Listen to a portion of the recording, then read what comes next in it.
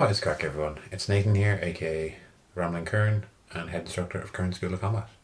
So, a few weeks ago, I did a video on the outlawed hairstyles in Ireland during the 1500s, and some of them even into the 1400s. Now, a word that kept reoccurring was the word cromial.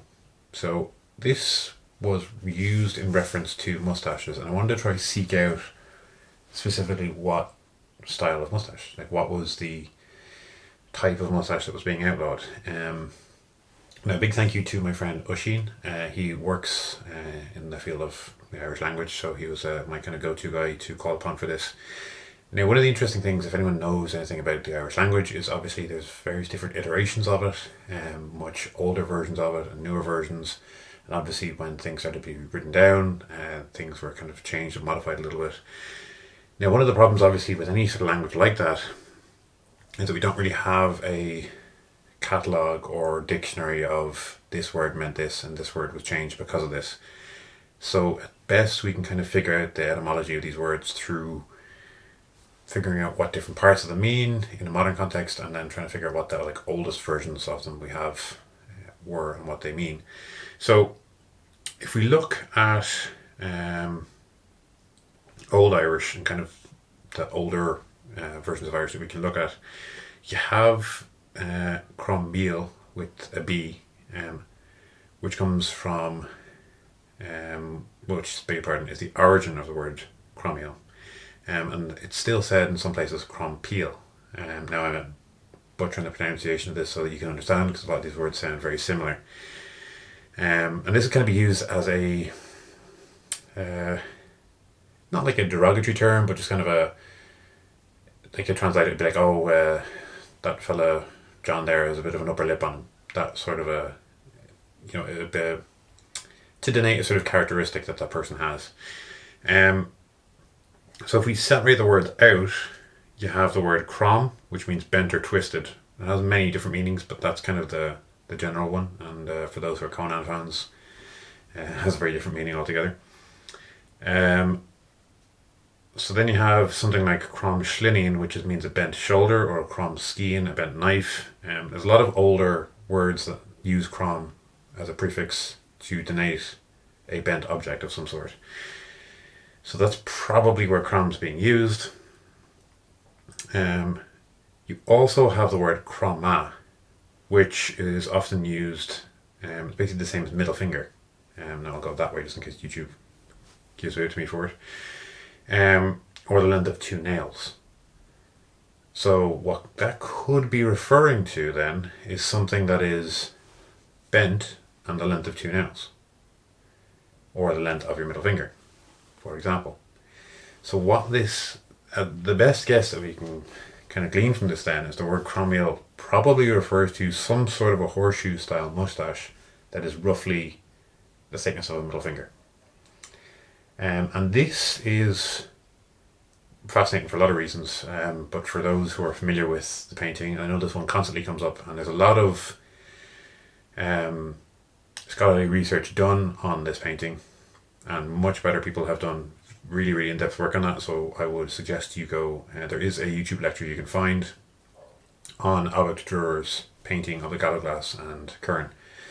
I would suggest you go and look that up. I forget the exact person, but you'll be able to find it very handily. But anyway, my point being that if you look at that, you will see there's a Kern standing in the back with a brat wrapped around his head, and I'm going to use this as the thumbnail, so if you've seen that, you're going to know what I'm talking about. He does have what looks like a handlebar moustache, and slightly obscured due to the brat being around him. But it does make me think that more than likely that was the popularised style of moustache amongst the Irish at the time. It was essentially kind of a handlebar moustache about the thickness of your finger. So that is most likely what cromiel refers to. We have later connotations and variations of the word where, say, you have like a cromiel angloch, which is an English moustache, cromiel francoch, a French moustache, cromiel sadin, sadintache, loads of different ones. or even like Scotland Lampa, lampshade. So these do have kind of later variations of it, but it seems to be that this is where the word comes from and kind of what was being referred to in those laws. So it may just refer to a mustache, but it seems to me, through what I can kind of understand, and through the help of what other people have kind of explained to me, is that more than likely you're looking at a reasonably thick, kind of a middle finger-ish thickness of mustache that curves around the upper lip. So in modern terms, it sounds very much like a handlebar mustache. So basically you had kerns walking around at the time who had a fade haircut with long fringe and handlebar mustache. Now that to me is the most hipster sort of hairstyle you can think of. And still one you might even see around, probably one that plenty of guys kind of rock in Movember. But really, really interesting to kind of think that what we would view as such a contemporary look was one that was being done back then. And also it's really interesting to see such a small specific trait in Albert Durer's painting. So while that painting may have been done from reference, or may have just, I know there's loads of different theories about this, but either way, it's very interesting to see these certain details being picked up. Now, there is a lot of other pictures of kerns, and generally they seem to have beards of various different sorts. There could be a multitude of different reasons for that, but there is a handful of artwork where you will see moustaches. Now, obviously, I'm going to try to bring up some of these up on screen as I'm talking, but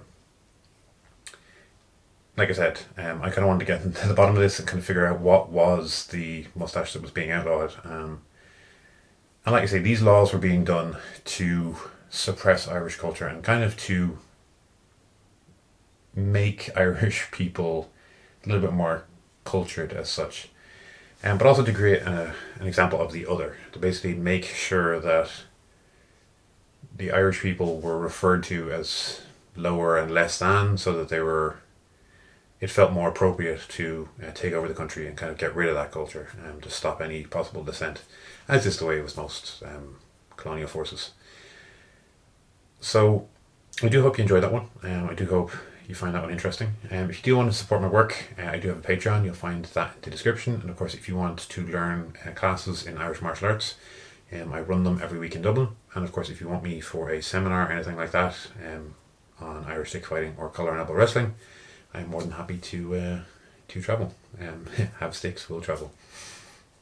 So once again, guys, thank you very much for watching. I really do appreciate it. This has basically been almost a year now where this channel's been running. I kind of just started this for my own personal amusement. The channel's almost 1.5k subscribers at the moment. Really, really genuinely means a lot to me. So I really do appreciate everyone's support. Like I said, I have the Patreon going. I'm starting to upload videos on there. The first one's going to be up this week. I hope that to be a ongoing series. I've just had a few busy things in my own day-to-day life. So once again, thank you very much for watching. I really do appreciate it. And slán.